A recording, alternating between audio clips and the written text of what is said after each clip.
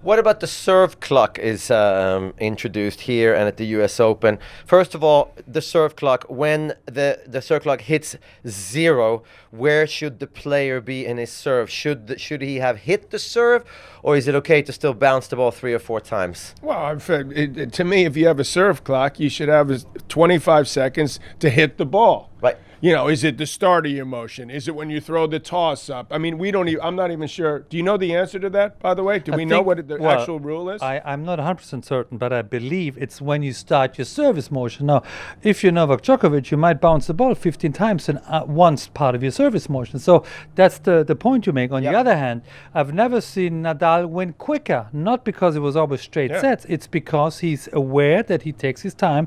He doesn't want to get a warning because of slow play, and therefore he actually gets going on the serve much quicker than I've ever seen him before. I think Nadal's playing better because of the serve clock, and we all thought that, or most people thought he'd struggle because he goes over so often.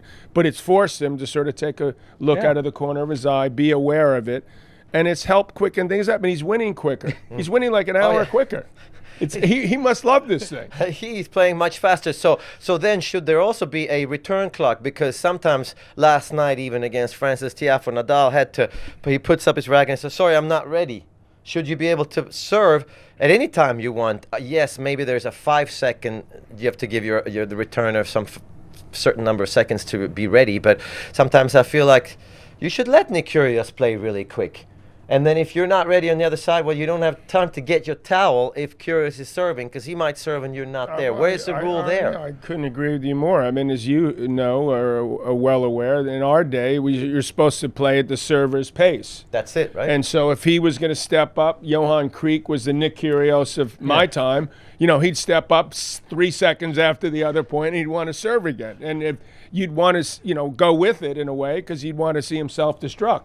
Maybe, but on the other hand, if that's an actual tactic, he should be allowed to do that as well.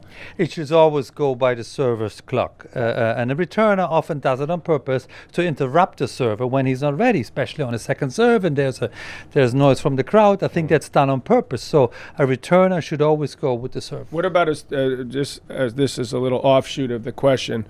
They toss it, they catch the ball.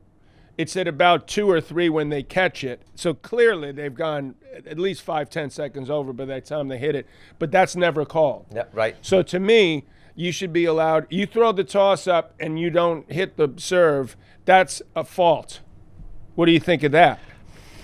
That would add spice to the whole serve. You get 2 serves. You get 2 serves. Yeah. You get 2 serves. I mean, it's not like you lose the point. That would make more of a premium on tossing, and it would just add an exciting element. But sometimes it gets very windy. Yes, it does. And the poor guys playing outside, we're playing inside of Rod Laver, it's less windy than playing on court 17. So there's a big disadvantage of that. And sometimes just guys have a little bit of a yips, they get nervous. I've had it too. So I don't know if I want to penalize that, because they're already really in the service motion and they want to get going.